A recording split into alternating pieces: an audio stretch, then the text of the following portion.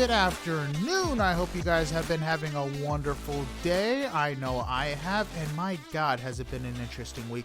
You know where I spent all of Saturday? In a library. Something that I never thought I was going to do ever again since living in New York. I mean, my God, I spent all day in a library studying. Yes, it is that sad.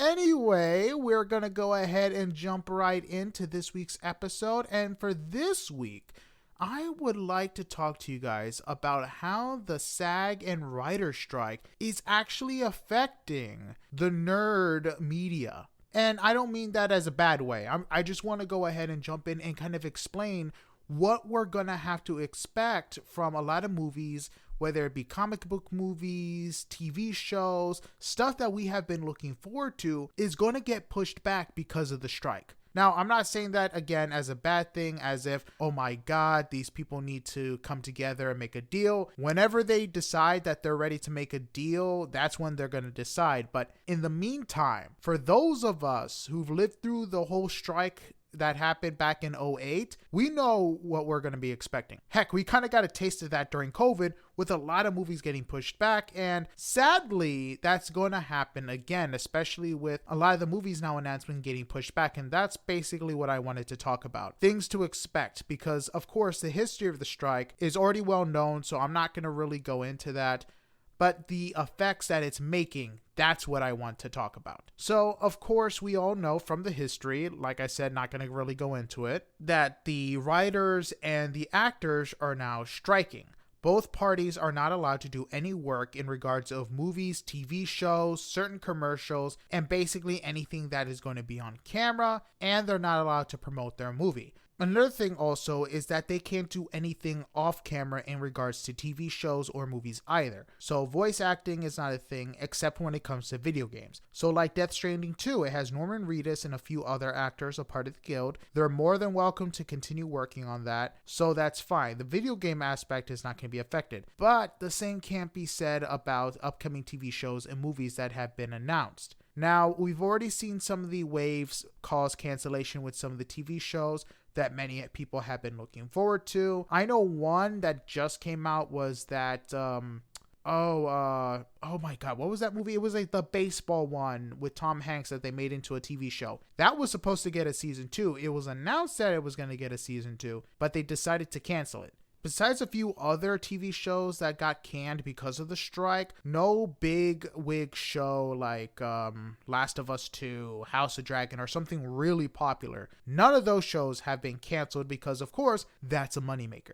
But depending on how long the strike goes on, it will be an interesting situation where studios are desperately trying to get the actors back to finish out these seasons before a lot of these studios run out of content to show. And when that happens, I have no idea what these studios are actually going to do. Now, if we kind of put the references of the last strike that happened 15 years ago when it was only the writers, some series basically just got pushed back a year, like 24. Or what they did was decided to continue the show without the writers, like Heroes. And if you ever watched the show Heroes, it was great the first season, great half of the second season, and then it just went downhill because, of course, they didn't know where the writers were going with the show, and they decided to bring in new people, write the show, have them act it out, and basically Heroes went downhill faster than a boulder basically being dropped by an airplane. Again, I have no idea what they're going to do. I know what the streaming services are going to do because they have an advantage over this. But when it comes to the regular TV studios who air on cable, no idea. And if this does happen, it might make studios more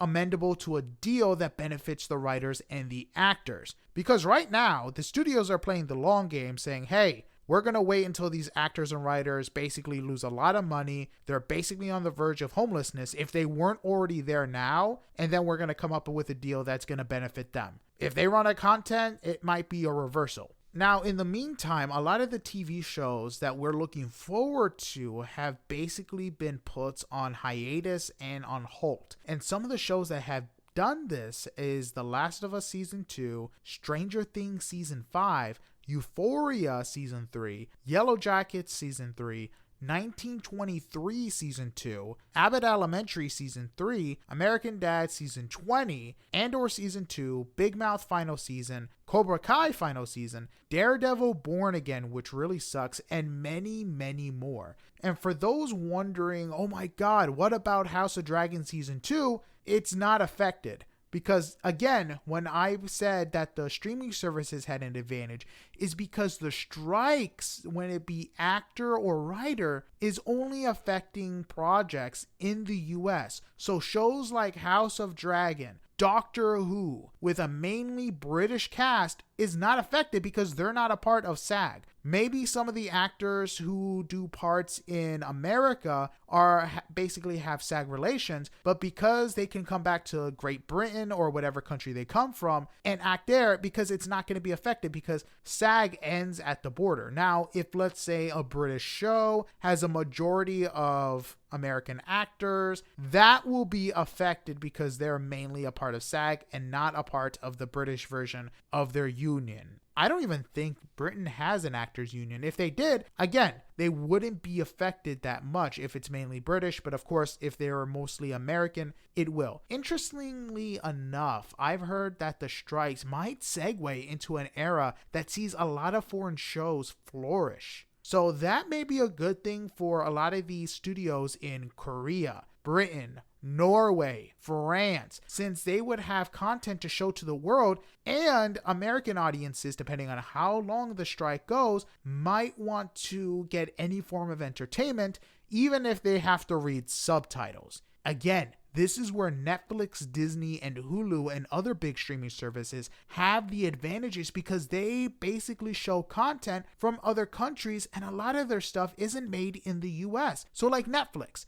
Netflix has a lot of Korean dramas, Korean TV shows. Those stuff will basically be kept on being made, maybe become more popular because American audiences are basically at a segue where they're like, hey, we got nothing to watch. I'm going to have to watch this. The only difference is that with the strikes happening, I really don't think that people are going to come in and dub the TV shows or movies that happen from these countries just because that might be a SAG thing. But again, if a show comes out from Great Britain that Netflix is like, hey, let me go ahead and buy the streaming rights for that, they're going to do it and air it in the US. Now, I will say this, British shows are hilarious. If you have never, ever seen a British comedy, do yourself a favor and watch it. They are so blunt that it's just hilarious. They're able to say so much on TV shows that is aired through cable that you would never, ever be able to say in the US on cable. Like a good show is Vicious. I forgot what the other dude's name is, but it has Ian McKellen and it is fantastic. Would recommend because it has also Bolton from Game of Thrones in a comedy. Something I never thought I was going to see. But again, this might basically end up being a segue for a lot of these foreign shows to become popular in the US. And I'm just saying this as a plus, might get US citizens to actually watch a movie with subtitles. It's not that hard to read and watch. Us anime people do it all the time. It's not that hard of a skill. But anyway, back to what I was talking about. That's basically what might happen when it comes to the TV show aspect. When it comes to the movie studios, they basically have also a big advantage since they don't have to air everything. Basically for spring, summer, they can have a movie pop up or they can even push movies back, which is what we're really seeing. So a lot of movie studios, knowing that they don't have anything in regard to content that will last for 2024 and 2025, have pushed back their movies so they can have a decent slate of movies for the following year. Sony has done this with a majority of their movies releasing. Kraven, which was supposed to release in October, got pushed back almost a year, now releasing in August of 2024. Ghostbusters, which was supposed to release around Christmas,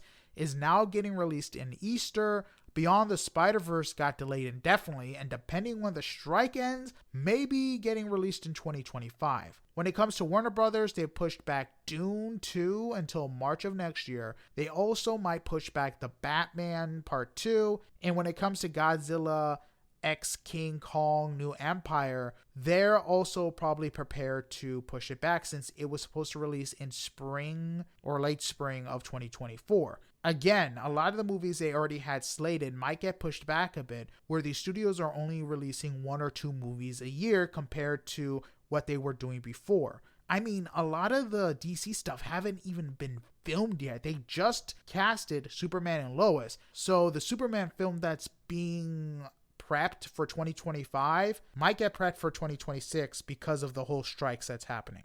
Again, this is not saying this as a bad thing, but just as a check in reality. Also, one thing I forgot to mention was the new animated Lord of the Rings film has been pushed back to December of 2024. Now, when it comes to Disney, they have announced some delays when it comes to their movies and TV shows. Like, of course, I've already mentioned Andor. And we're probably going to see a lot of movies that were slated for 2024 pushed back or halted until they can get these actors together, make a deal. And some of the movies that are basically going to be affected from the Marvel side is Deadpool 3, Venom 3, Spider-Man 4. I already know Blade, it got affected, and Fantastic Four, it got slated for 2025. Kang Dynasty got slated for 2026, and Secret Wars got pushed back to 2027. Remember when we thought we were getting 2 Avengers films in 2025?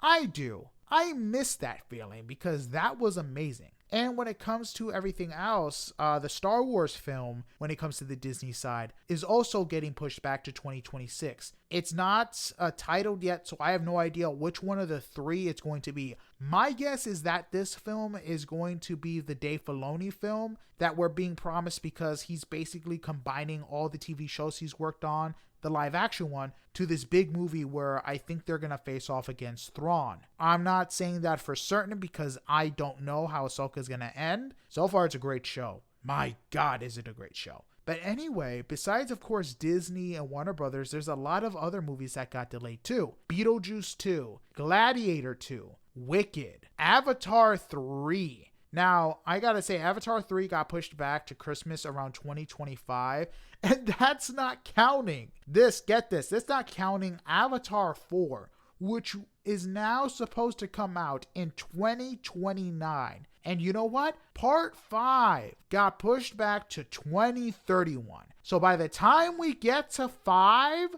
this franchise would be 22 years old, almost 10 years from now, and God knows where the heck of everybody's going to be. I don't know where I'm going to be in 10 years. I don't know where the earth is going to be in 10 years. Heck, I don't even know if James Cameron's going to be directing this movie in 10 years. Who knows? But again, it kind of puts everything in perspective. Now, another thing, Mission Impossible Dead Reckoning Part 2 is also basically being halted in production. So that means the sequel isn't done and might get pushed back to 2025, depending on what the slate is. Because you guys got to remember, once these studios, the writers, the actors, get together and with the studios make a deal, it's not going to be we're instantly going back to filming where we left off. They're going to have to review the movie. They're going to have to make sure that they like what they have so far. And if they need to do reshoots, they're going to have to do reshoots, which means the movie might get delayed even further. Disney has a bunch of other projects that they have that they've kept on the back burner that's already been filmed that they can basically satisfy everybody. But again, if they end up running out of stuff, they have the foreign market at their fingertips. So they be able to push out content to their heart's desire. And who knows, maybe give opportunities to TV shows and movies that would never have seen the light of day that has great potential and basically give them that chance because they have nothing else to show. Now, one thing I will say is interesting is Deadpool 3 actually got pushed up by 6 months. So either the movie is much closer to being finished than we originally thought, or they actually think the writer strike is not going to last that long. And so far, it's been lasting about a couple months with the actors one, and I want to say 4 months with the writers. So again, I got no idea where this is all going to lead. And TV shows, movies are being affected. I actually think The Boys is also got affected. I'm not sure. I'm not sure how finished they are with The Boys. I know their spinoff, Gen V, is basically slated for September, and that already got all the episodes finished. But But when it comes to the other stuff, I got no idea. I know Invincible is still coming out. Thank God, because if that thing got delayed again, I have no idea what I'm going to do, because we already waited 2-3 years for season 2. And from my understanding, they're basically done with season 3. So thank you. Thank you. We just got to get this writer strike, Actors Guild stuff finished so these guys can come back, voice the characters, and we basically have things done. Now again, this is only affecting the TV side and the movie side. When it comes to video games, we're still good. So of course, with Mortal Kombat coming out, we have the guest characters like Peacemaker, Omni-Man, and Homelander. The actors for them, they can come in and voice the characters because that's not covered in the SAG. And who knows, maybe we're going to see a lot more actors who aren't basically making money from work go into the video game industry. Maybe we'll see Christian Bale in a video game. I mean, heck, we got Idris Elba and Keanu Reeves in Cyberpunk. He was already in agreement with that before the writer strike happened, but he's in there now. Idris Elba is also in the new DLC for Cyberpunk. So we might see stuff like that where actors are coming in. I mean, heck, I wouldn't be surprised if actors went to Epic Games, Call of Duty, and be like, hey, I am ready for you guys to make a skin from me, and I will want this percentage of the money that you guys make from that. I don't know which actor or actress will become a Call of Duty skin or a Fortnite skin, because when it comes to Fortnite, they basically got everybody. They got Schwarzenegger, they got Rambo, they got a lot of the 80s and even new characters, so I have no idea who they would have left to cast. I'm guessing it's a lot, but it would be interesting. When it comes to Call of Duty, they'll take anybody. I mean, they had Shredder, now they have Nicki Minaj, they have Snoop Dogg. So my guess is anybody wants to go to Call of Duty, say, hey, make me a skin, they're going to do it. But then again, they may not. Who knows? All I know is that we're going to be seeing more and more effects from the writer strike and Actors Guild. And I just hope everybody is as understanding for the delays that will come. Again, who knows? Maybe in a few months, people will be looking forward to British shows, shows from France, Norway, or any of the other countries that have a really good comedy line, action line. Heck, we might even get stuff from South America. Now, those telenovelas, those are really good. Don't knock them until you watch them. I remember watching them with my grandmother. We were watching a telenovela. I have no idea what's happening, but someone was getting slapped. The other person got pushed down a well. They get crazy. They really get crazy, especially the Mexican ones. Oh my God, do they get crazy. Again, it'd be really cool for American audience to start watching movies with subtitles in their original language. That would be actually really great. I would love to see a TV show win an award because they were that good and people saw past the language barrier like they did with Parasite. That would be really great. But anyway, that's it for this week's episode. I hope you guys have had a wonderful time listening to me talk about all this. And if you haven't, don't worry. I'm going back to my same old stuff next week. But anyway, hope you guys have a blessed one. Sayonara, see you later, and have a good one. Goodbye.